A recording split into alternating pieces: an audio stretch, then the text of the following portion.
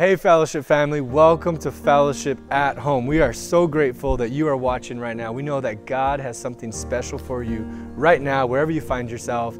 My name is Johnny and I'm grateful to be here with you today. Yeah, and my name is Angela and we are so honored that you're joining us today. Welcome to church. We are a gospel-centered, multi-ethnic, intergenerational church and we exist to make disciples. And if that's your first time hearing that, then that means it's your first time joining us here at Fellowship. Welcome. And we are so glad that you're here. Welcome to church.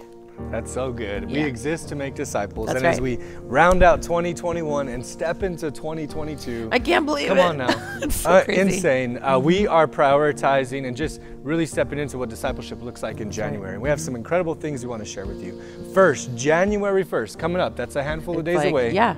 January 1st, we're going to start our 21 days of fasting, which is going to be incredible.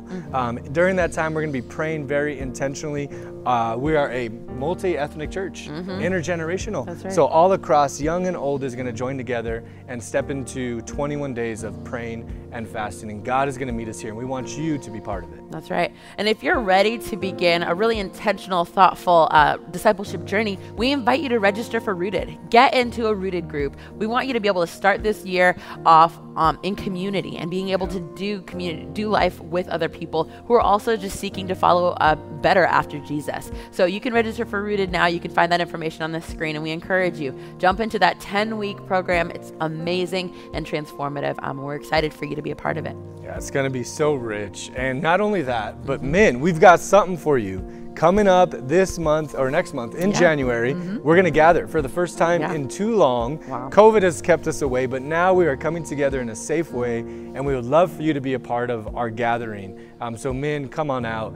It's going to be absolutely incredible. And we talked about Rooted. Yes. We've got a special gathering for the men, and we also have Alpha. I really encourage you to check out what Alpha is about as you're learning about Jesus, as you're learning about God, as you're answering questions, asking questions, wrestling through your faith. It's an incredible space to do just that. So I want to encourage you, check out Alpha as well. Yeah, and we spent the better part of 2021 talking about how we want to be a people of practice.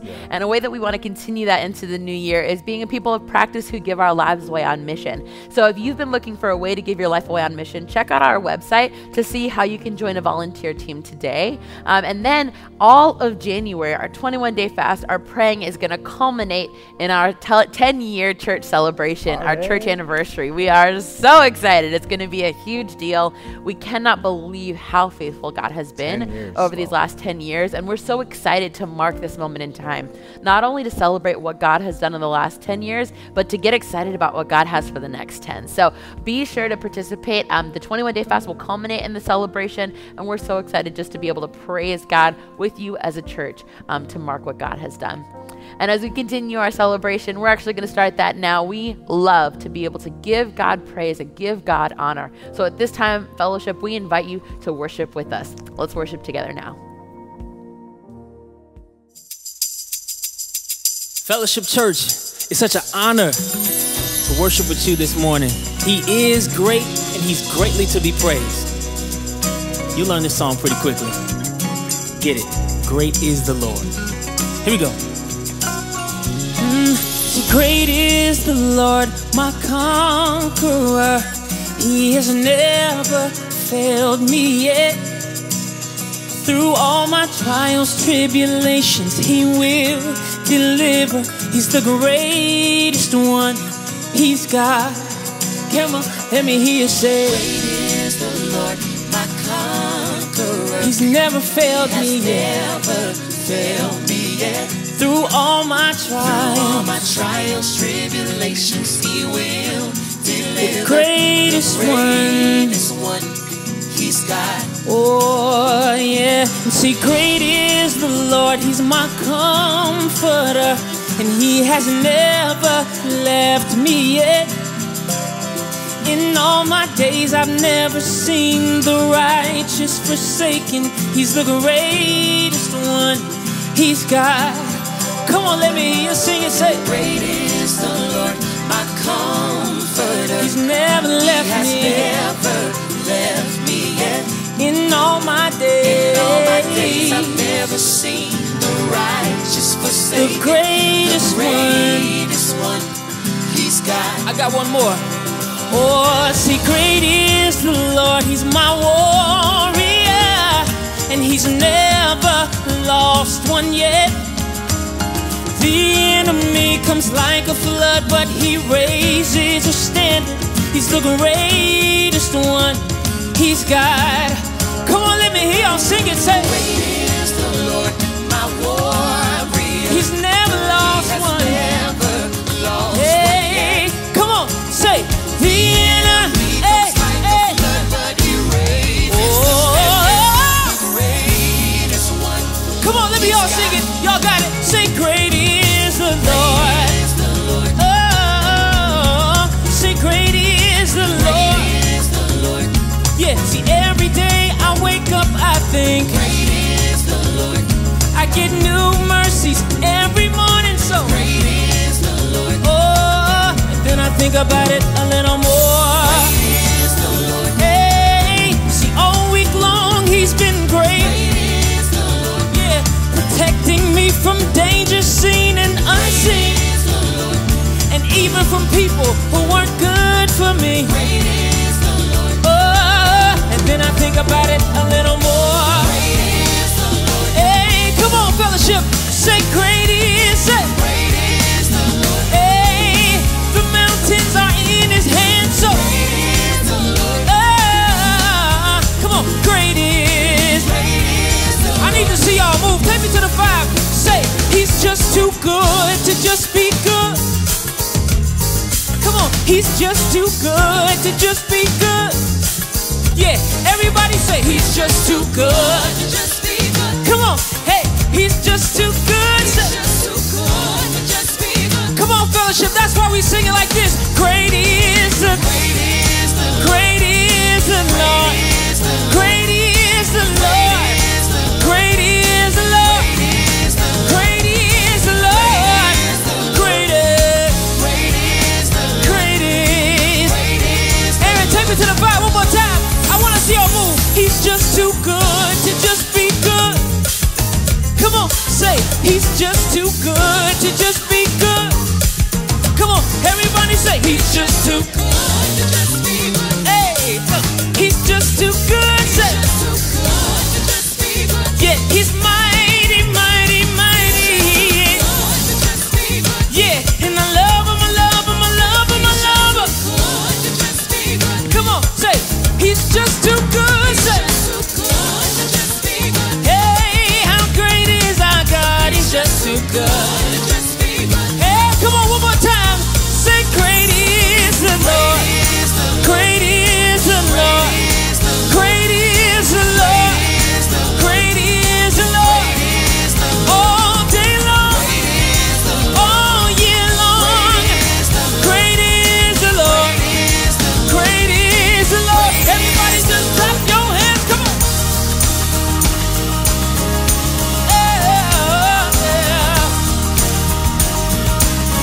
Hey, come on. Welcome to the life room.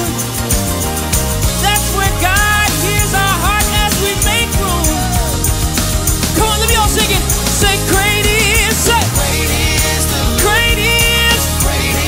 The more I think about it, the more I think about it, and I think about all He's done in spite of me.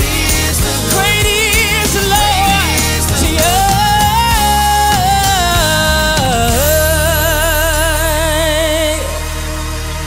Fellowship, I need right where you are to make some noise for Jesus if you know that He is absolutely great.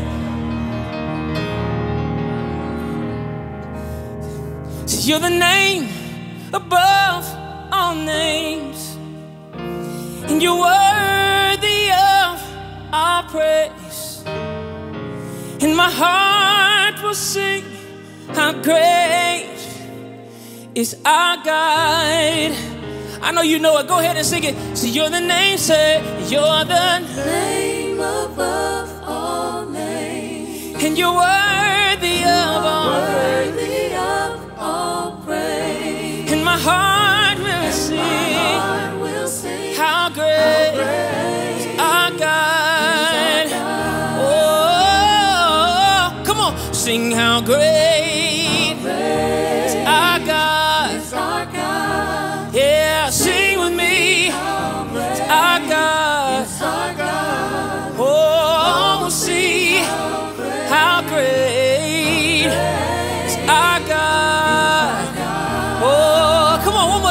See how great is our God, how great is our God. Oh, yeah, Lord. Sing with me, how great Our God is our God. Yes, oh, see how great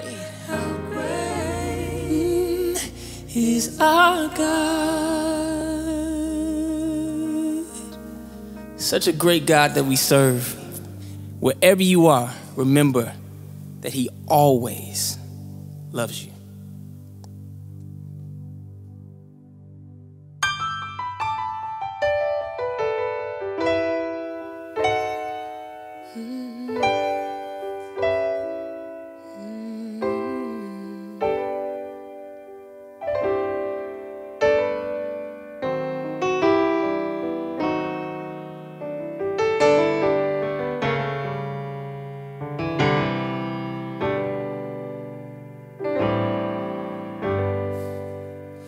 I'm nowhere close to a perfect man, and it takes a supernatural love to even understand that beyond the walls, behind the mask and confident smile, was a broken man trying to grow up and make life worthwhile. And I know there were times that you probably shouldn't, but I thank you for always loving me.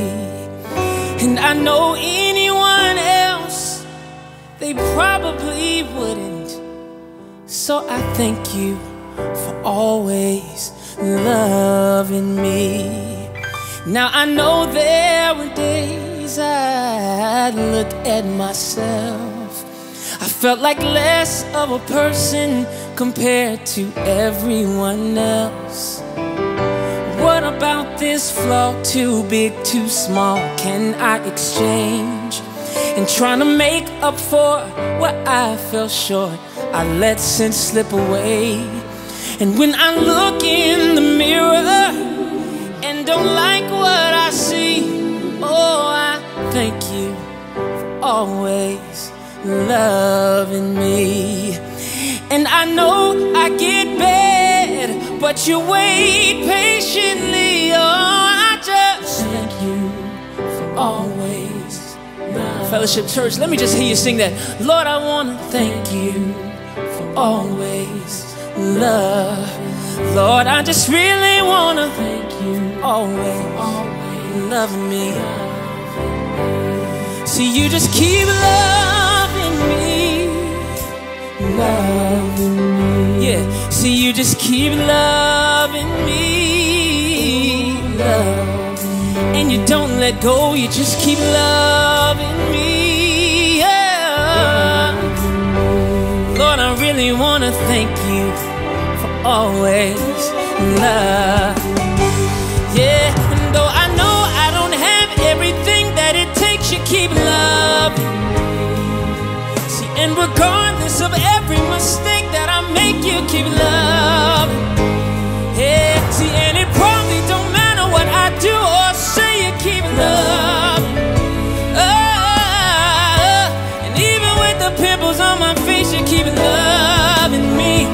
See, you just keep loving me, yeah, love. Lord, I just really want to thank you for always loving. Yeah, and I know I've done nothing for it, but you keep on. Hey, and I really, really, really don't always deserve it, but you keep loving. I tell you what, when my friends walked away, Lord, I want to thank you for love. Yeah, and when my own family wrote me off, Lord, I thank you for love. Yeah, and when I really, really didn't love myself, Lord, you were there. In spite of me, Lord, you just keep loving me. Lord, I thank you for always loving me.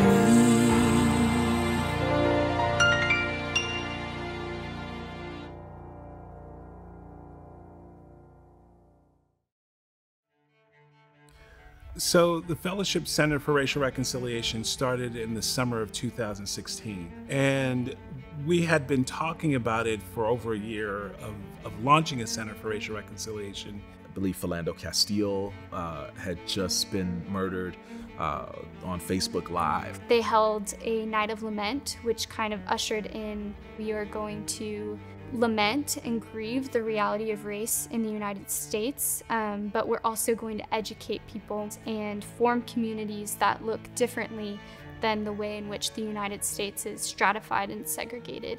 And in the end, we focused on, let's have full-day sessions where we bring people who don't look alike, who don't vote alike, who don't think alike, and let's bring them to the table. But let's do it in a way where we look at the biblical foundation of what does God say about racial reconciliation.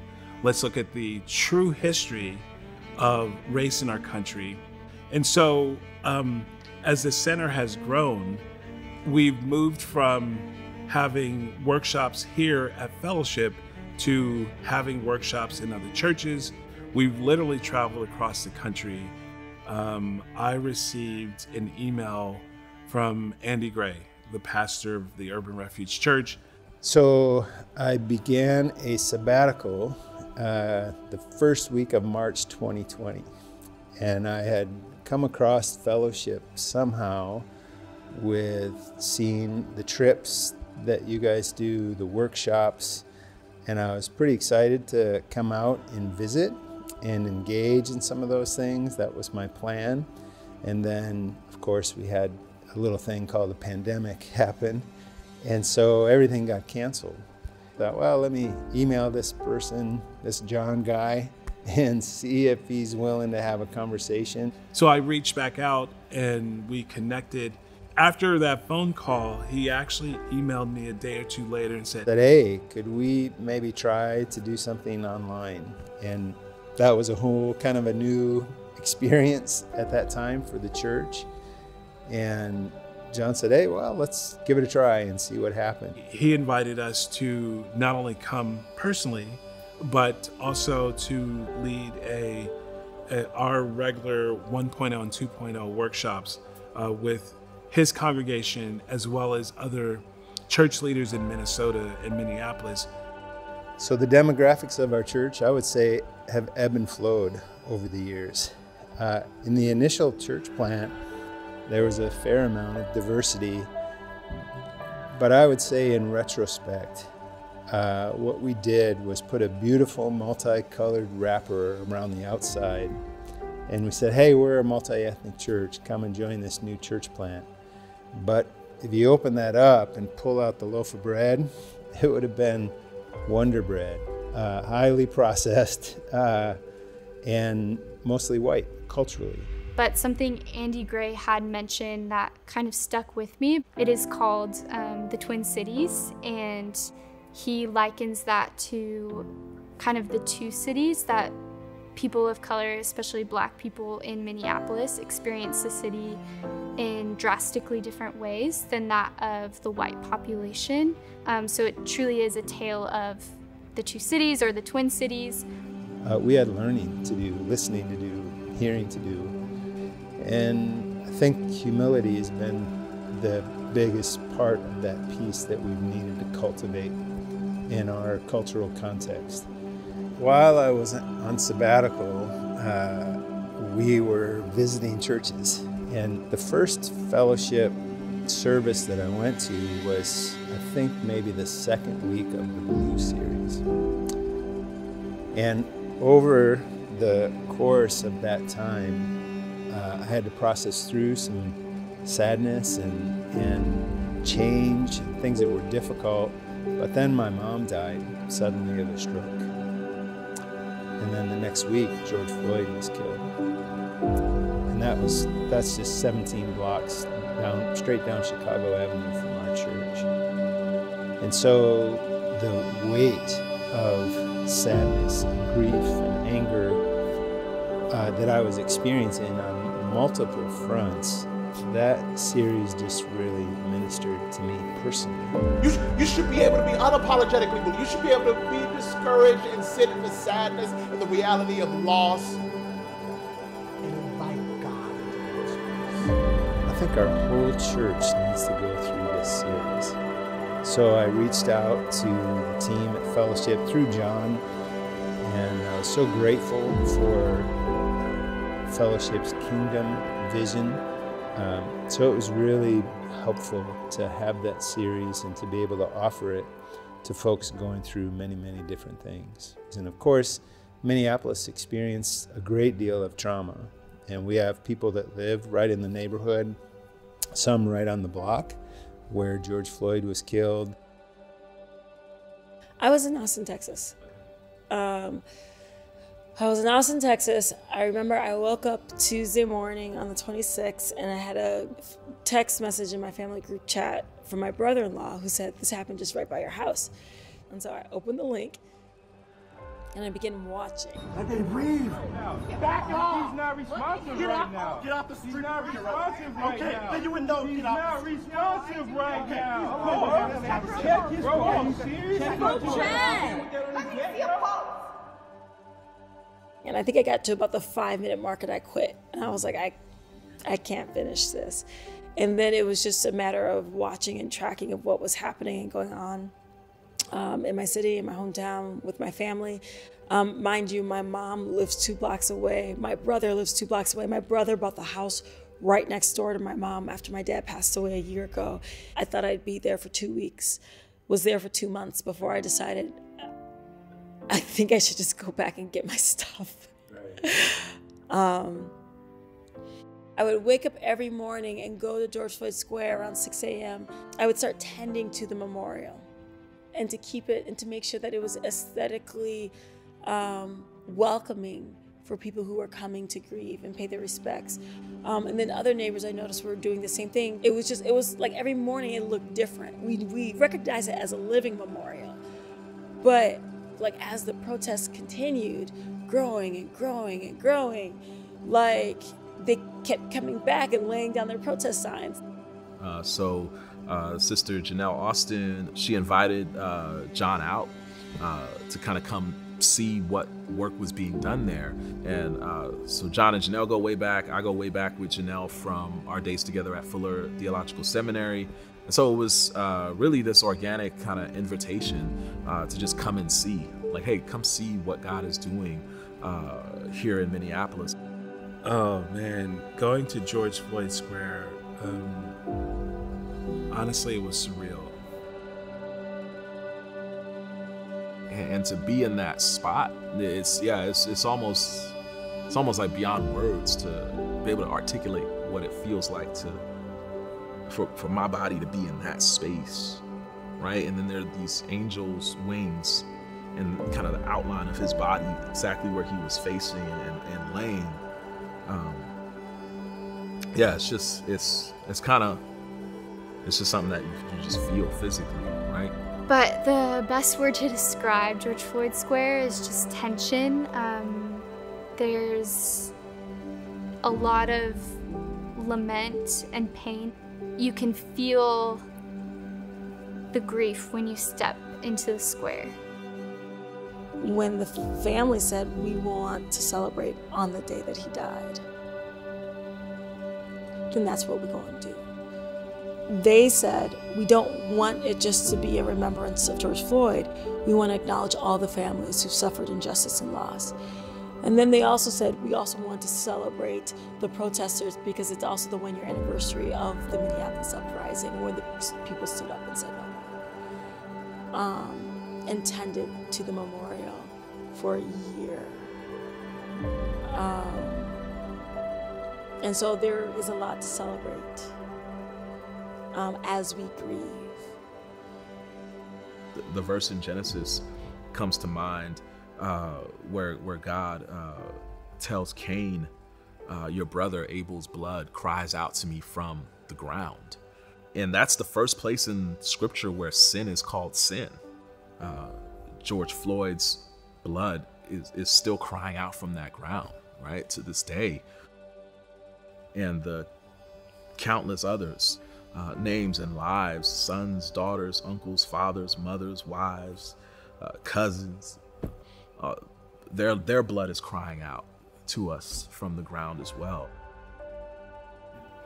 The level of care and protection that the community has with respect to that space. They've literally cordoned off, they literally barricaded that square to make it this sacred place. They don't want to forget.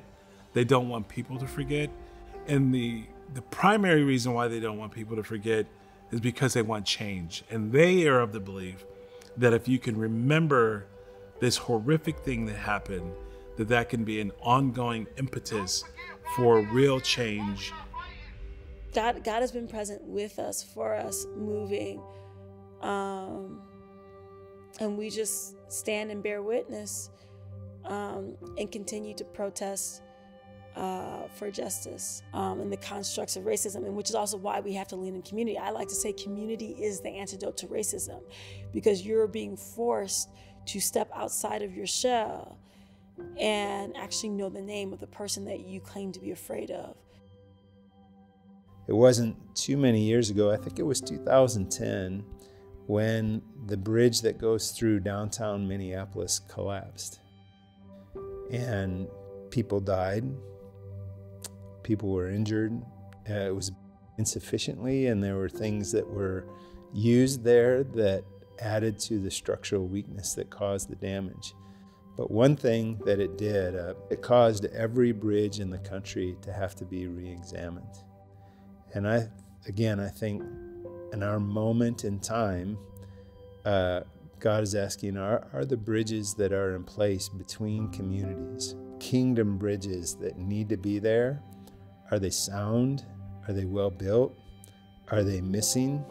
We cannot have cheap reconciliation, which is we've had a conversation about race and we automatically jump over all of the other steps that are required. I hope in the future that we can continue to not only educate and equip, but help people really find those places in which they can influence change and justice in their spheres of influence.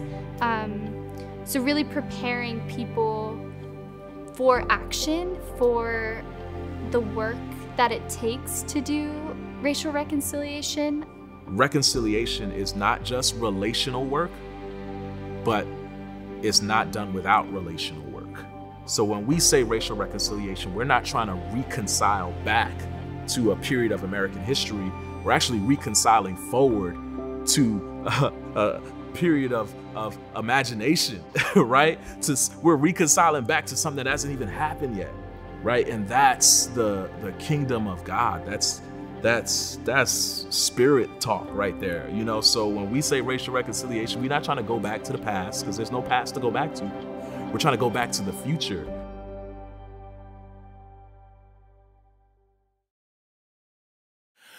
This year, we've spent a lot of time talking about what does it mean to be a people of faith who practice their faith. Because we believe that we got a faith that's worthy of practice, of a faithful practice. And what does it mean just to live it out? We talk about what we believe, but what does it mean for us to believe what we believe and to live out that we believe? And one of the passages that has just grabbed me this year that we set in, I'm going to go back and we're going to revisit it as we give ourselves some questions to ask our soul. Some questions for your soul as you end the year. It's one of my favorite passages. It's become my 2021 passage. This passage has anchored me this year, and it's Psalm 27, verse 4. Psalm 27, verse 4. David says, "One thing I ask from the Lord, this only do I seek, that I may dwell in the house of the Lord all the days of my life, to gaze on the beauty of the Lord and to seek him in his temple." So there are a couple of things I just want to walk you through, and I want to give you a devotion. This is me. I'm going to preach it. Then I'm going to give you a devotional for you to sit and spend some time doing an audit of your soul. As we begin a new season, Let's invite God to sit with us and let's reflect on this past season. So we'll know how to begin to pray towards 2022. Lord, this is how I want to pray in the new year. Some of y'all got plans to do a lot of other things in the new year, and I'm praying for you. But I want to encourage you to pray in the new year with this prayer prompted by this Psalm of David. First of all, one thing. Everybody say one thing. Come on, y'all watching. Don't just sit there. Say one thing. One thing. Everybody say one thing. One thing that I asked of the Lord. One thing that I ask of the Lord. How in the world, David, do you get your ask down to one thing? How in the world do you do that?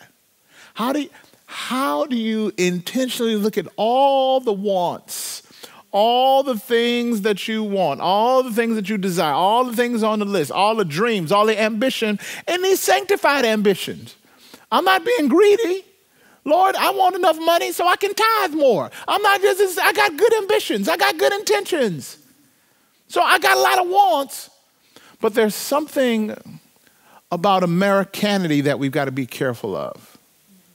You know, when politics and religion go to bed, they have the baby, and the baby is named Americanity. And Americanity is all about more, you can get more, you can get more, don't you want more? And when you get more, do you know what you want next? A little bit more, hey, a little bit more, hey. It's all about more. And you got to be careful because our culture will always say more. And David is saying, no, I got down to one. All I need is one. Got down to one. How do I get there? David said, number one, you got to recognize that that's the desire. Because you can get all the more and not get God at all. You can get everything on your vision list and not get God. But if you get God, then you get his vision for your life and for your list. Do you understand what I'm saying? So in some sense, David's just saying, duh, just get God. Seek ye first the kingdom of God and his righteousness, and all these other things will be added unto you. He's going to take care of you. Because of who he is, you shall not want. The Lord is. And because he is all that he is, I shall not want. Because of his isness. His isness is so strong. His isness is my business. His isness is my priority. His isness is my focus. The Lord is, and because all that he is all that within me. Is there anything possibly that I could ever want? He flips it. Because of who my shepherd is, that shapes what my wants are. So because he is who he is, all that he is, and that he is all that he is and all who he is in me, then I don't want anything outside of what he's willing for my life. So in other words, if the Lord ain't providing it, then I ain't wanting it. You get that? If he ain't providing it, then I ain't wanting it. So I have my wills, I have my ambitions. What do I do with them? I lay them at the feet of the shepherd and say, Lord, not my will, but your will be done. Last thing I want to do is be walking around ambassadoring and campaigning for my will, and it's outside of yours. Because you know one of the worst things that could ever happen to you is you get what you want. You get what you want. Some of y'all know what that's like. You wanted it, you begged for it, you fought for it, you sacrificed, and you got it, and it didn't satisfy you. Because only he can satisfy the deepest longings of your soul. Come on. Only he can satisfy the deepest longings of your soul. So one of the first things I want you to think about as you go into the new year is ask yourself, what do I need to release to get my heart down to one? What do I need to release? As I go out of this year, what does my heart just need to release and let go? There's some things I don't need to take into the new year. There's some habits, there's some behaviors, there's some attitudes, there's some dispositions, there's some postures, there's some things that I don't need to take into 2022. What do I need to leave in 2021? What does my heart need to release? What do I need to release? What do I need to let go? What do I need to allow those anointed, frozen lyrics to come over my soul. Let it go, let it go. What do I need to let go, let go? Your soul needs to exhale. Your soul needs to release. So, Lord, get my heart down to one. Lord, get my heart down to one. One thing that I desire. Lord, I desire you above and beyond anything else. I desire your heart, your purpose, your plan, your promise. Lord, that is the most important thing. One thing that I desire. So the first question is, what do I need to release to get down to one? And it ain't a one-time release. If your heart anything like my heart, it pick up stuff all the time. So I gotta ask myself this question. I gotta release my heart often. Let that go. Let that go. I go to the grocery store, somebody get on my nerves. 3 hours later, I'm still pissed. Let that go. Let that go. I'm ticked off. I can't believe she had the nerve to do this or that. Let it go. Let it go. Let it go. So I'm giving you this prayer. It's not a one-time prayer. It's a daily prayer. Shoot. Multiple times a day prayer. Minute by minute. It's a second prayer. You know what I mean? Like be intentional. Because y'all, the heart just gets so busy. The heart is an idolatry factory. It'll just pick up stuff. It'll just pick up stuff and just be consumed with stuff. So constantly releasing the heart. And David says, I realize the goal is one thing. And watch this. He says, one thing I ask from the Lord, and this only do I seek. See, because you can ask for something and still be looking for something else. Yeah. Come on in here. Can we tell the truth? Yeah. You can be asking for health and you looking for something that's going to mess your health up. Yeah. You could be asking for peace and you walking in crazy. You understand? You just walking in chaos. You know what I mean? Like you could be asking for a godly man, but you are far from a godly woman. Do you see what I'm saying? It ain't matching. You know what I mean? You want some godly woman, but you the biggest heathen in the streets. And you're like, it doesn't match. So your prayer request needs to match your practices. Are y'all with me? Yeah. Your prayer requests need to match your practice. David says, not only do I want it and I desire it, but I'm going to seek after it. I'm going to practice. I'm going to pursue it. This is what I'm going to go after. This is what I'm going to go after. Yeah. So the first question is, what do you need to release? The second question is, what practices do you need to grab hold of? So that you can become who you need to become in next year. And who you're going to become is not the sum total of your vision board. It's not about your vision board. It's about God's vision. It's not about a vision board. It's about God's vision. And you want that above and beyond anything else. So while you're releasing things in your heart, what are the practices that you need to grab hold of to help you keep your heart dialed in on God? We've talked about a lot of practices: studying God's word, sitting in times of solitude, spending time in confession, confessing sins to one another in community, getting people that can speak into your life and you can speak into their life. We've talked a lot about that, simplifying, just simplifying your life. Some of you just got stuff all over the place. Simplify. What are the things that you can make? Because some of you, the thing is, well, I don't have time, or I don't have space, or I don't have this. Maybe you need to simplify your calendar. Maybe you need to simplify your life. And what are the things that you need to simplify so that you, watch this, might make room for just time, for just space? Some of you, if you got a space on your calendar, it gets filled up. So you just need to write time for me and block it. Schedule you. Schedule you. Because when you schedule you, you can open yourself up to experience what God has scheduled for you. Can you imagine being so busy and so consumed with you that you miss what God has on the calendar for you? You know how devastating it is to miss an appointment?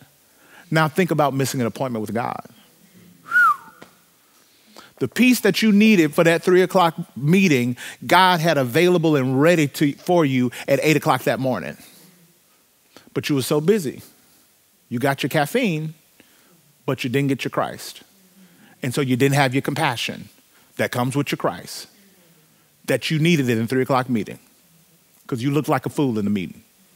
It was a mess. It was terrible. You called your friends saying, I don't think I'm gonna have a job no more. You was out of your mind. You weren't focused. You was a hot mess because you didn't have the compassion. Well, that compassion was waiting for you that morning, but you was so busy you ran right past it.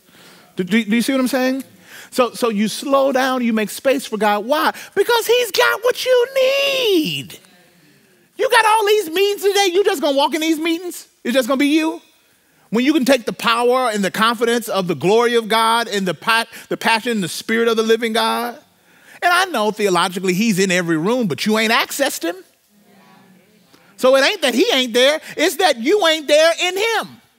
You there in you. You got the biggest deal of your life coming up and you praying, you worried about this deal and trying to make sure you got it right. And you walking up, going over your notes, going all that, but you ain't going over in prayer. You ain't just sat with the Father so that you can walk in a room with the confidence of knowing I am who my Father says I am. And you may be a resource, but God is my source. So I'm not overly dependent upon your yay or nay. Because I woke up this morning with a yes on my life.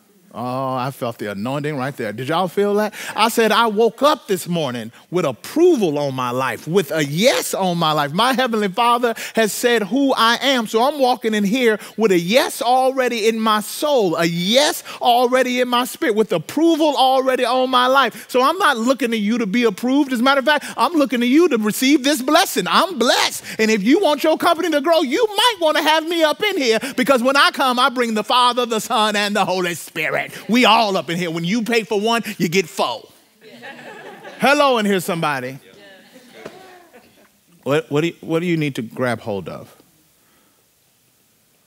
What practices and what pursuits that match my desire and goals? By the way, my desire and goal is God. God is the goal, period. God is the goal, period. You ain't got to put a comma and be like a new car, and I just love a new house, and and nothing's wrong with those desires. But what do? We bring them to the Lord and we lay them at his feet. My problem is we want the house, we want the upgrade, we want the thing more than we want the one who provides the thing. And we just really want the stuff. And God is like, that ain't the kind of relationship we gonna have. That's not how I roll. What do you need to do to get your heart down to one? What do you need to release? What do you need to grab hold of? And third and finally, he says, that I may dwell in the house of the Lord all the days of my life. And what am I going to be doing all the days of my life? Here it is. To gaze on the beauty of the Lord and to seek him in his temple. So I want to be in his house, and I want to gaze upon his beauty, because what I behold, I become. Because what I behold, I become. So I want to walk this year. I want to walk in a way that I behold you and that I see you. That my eyes are so fixed upon you that you begin to shape who I am. See, some of you can't walk in the holiness, in the righteousness, and the purpose that you want to walk in because of what you're looking in. Because what you're listening in. You listen and look in and take in ratchetness all day long and wonder why righteousness ain't happening to you. Because righteousness, you don't do righteousness. Righteousness just happens to you from where you rest and where you reside. So because I rest in his presence, because I reside in his power, then righteousness happens to me.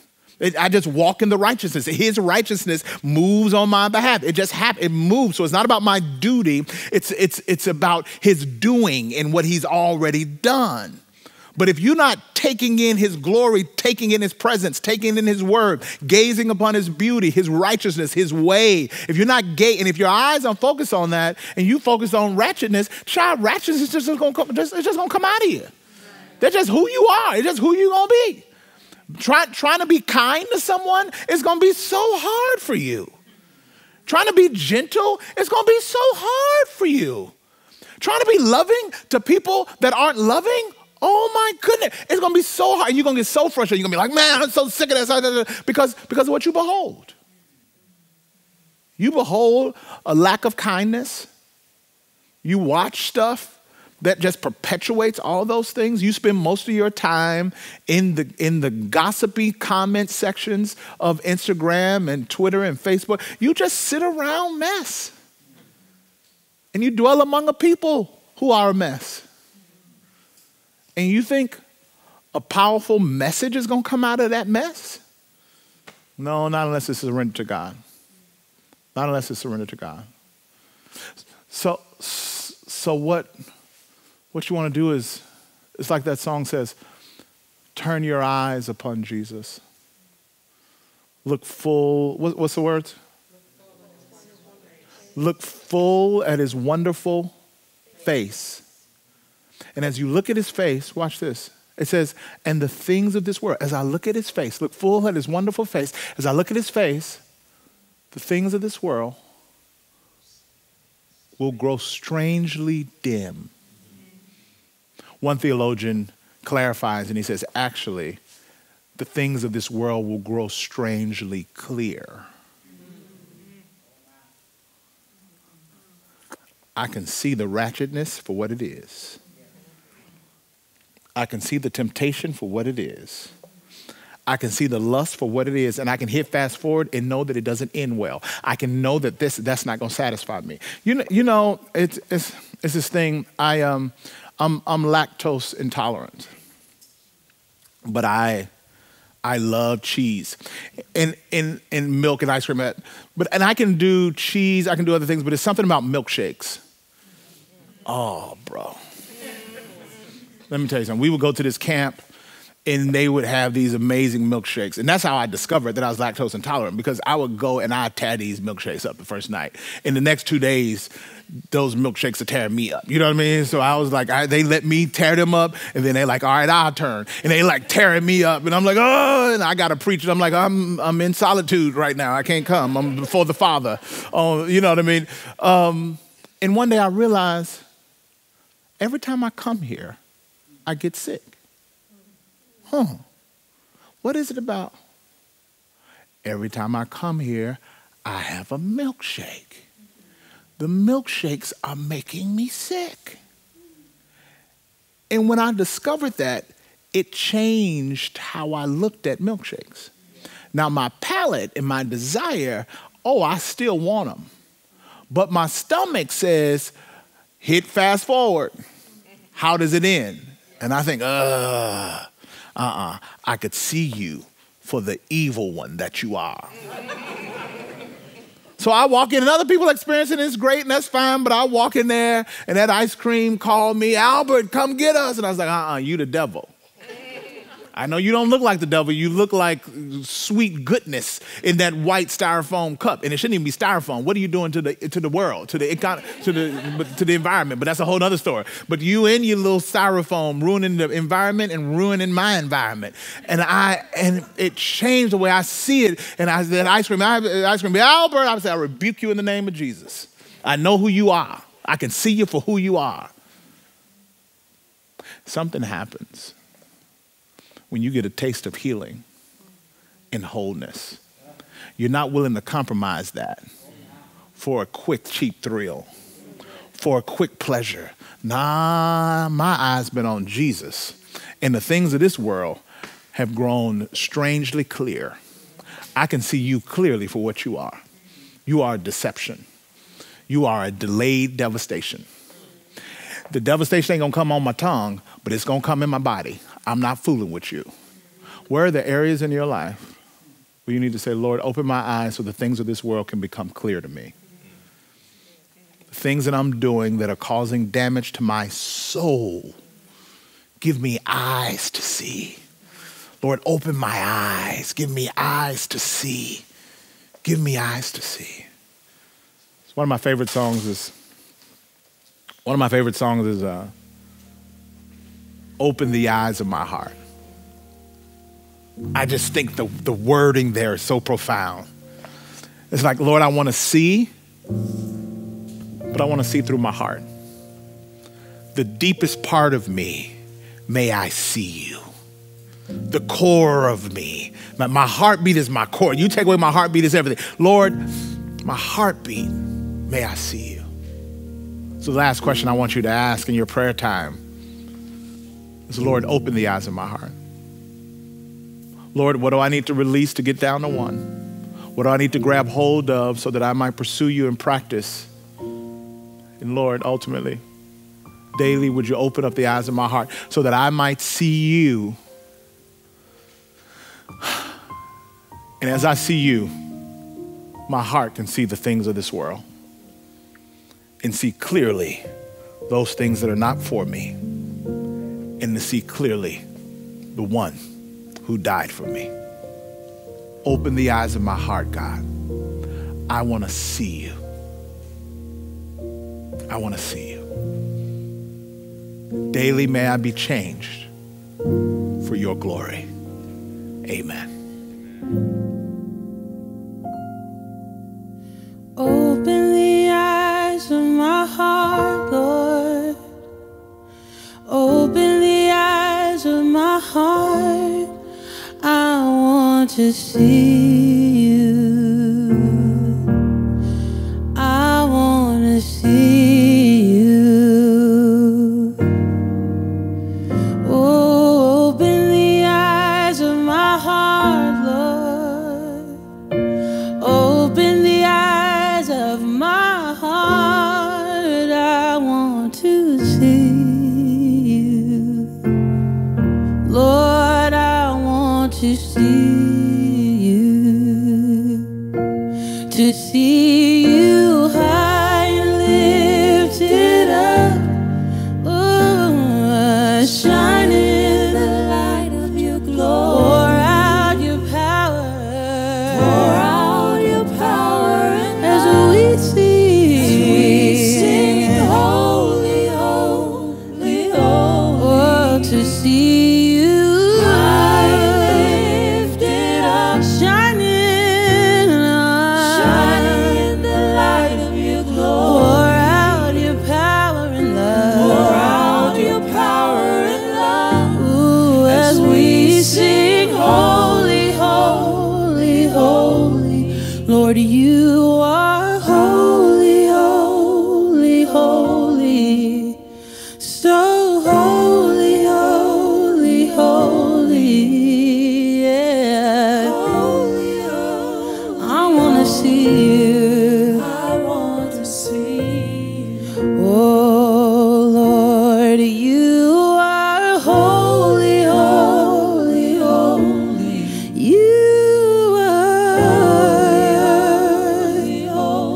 so holy. Holy, holy, holy.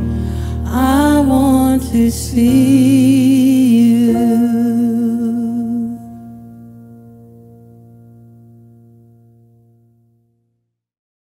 Can we sing that just one more time? Let's all stand together and let's just take a moment and just invite God into our hearts as we go into this season and making it our personal prayer. Lord, open the eyes of my heart. I want to see you. And when we see him, what we see is his holiness and his beauty. And as we declare holy, holy, holy, we join in with the sound of the angels. We join in with heaven, and heaven and earth match. And let me tell you something, one of the greatest things that can ever happen in your life is for heaven and earth to match in your life. So when we declare his holiness, when we see him and when we engage there, what we're saying is, Lord, may my life match the heaven. Thy kingdom come, thy will be done on earth as it is in heaven. So as we sing those words, may your heart pray that prayer. And let's just invite the Spirit of the living God to open the eyes of our heart.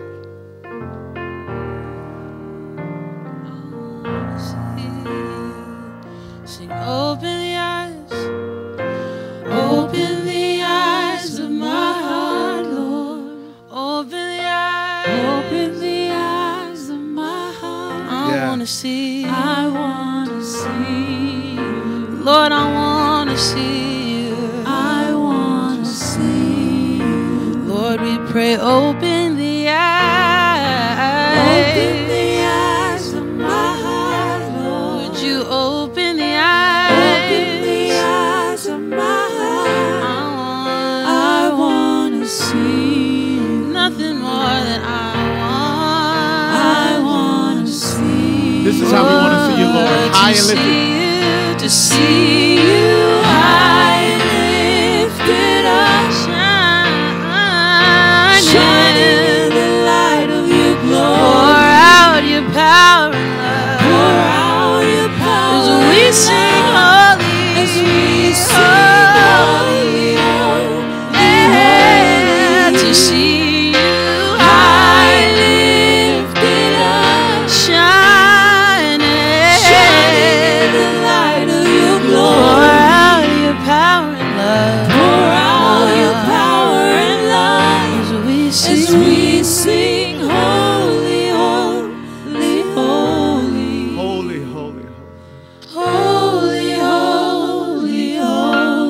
Father, may we match heaven tonight.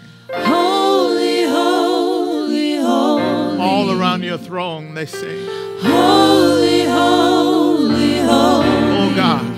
I want to see you. Father, may our words match the seraphim. Holy, holy, holy. Oh. Holy, holy, holy. Oh. Holy, holy, holy. I want to see you. One last time, open the eyes of my heart. Open the eyes of my heart, Lord. Open the eyes of my heart. I want to see you. I want to see you. Lord, may we see you. May you open our hearts. May our daily cry be holy, holy, holy. May we release so that our hearts might be dialed to one. May we grab hold in that we desire. May we seek with our practice. And Father, may we gaze upon your glory. There what we behold, may we become for your glory. In Jesus' name, amen. As we start a new year, we find ourselves not fully recovered from the last. We're tired, we're overwhelmed, and maybe we've even lost our way. But it's in the wilderness that Jesus extends us an invitation to walk with him, to break old patterns, rhythms, and practices and learn new ones. An invitation to see, do, and begin anew, to live lightly in the midst of heaviness. And he's not asking you to do it alone. He's calling us to do this together and see how he shows up next.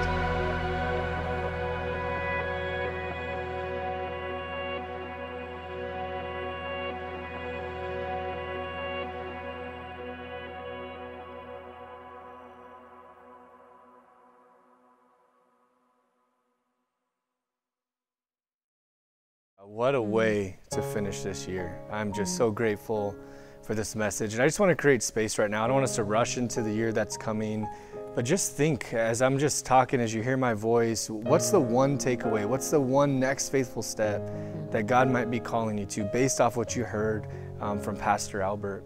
And as you process and as you think through what that is, we want to let you know that we're here for you. Pastor Angela and I and our team, we are available to connect with you right now. The information's on the screen. We would love to pray with you. We'd love to encourage you. We'd love to process what you're processing with you. And not only is our pastoral team available to you, but we love to just show up for you in various tangible ways.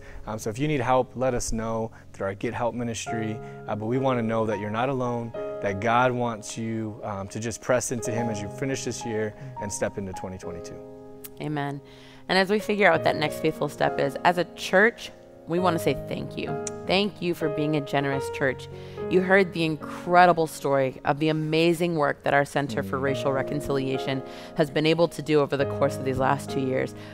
Church, we want you to know that work would not be possible without you.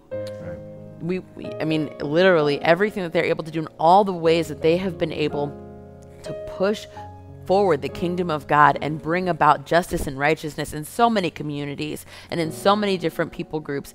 It's because of you. And so we just want to say thank you. And as we round out this year, we just want to invite you now to continue your act of worship as you give. You can see the ways to give on the screen. And we just want to say thank you. And we want to invite you now to just worship God, worship our generous God, and continue to live generously the way that you continuously do. We're so thankful for you. We are thankful for you.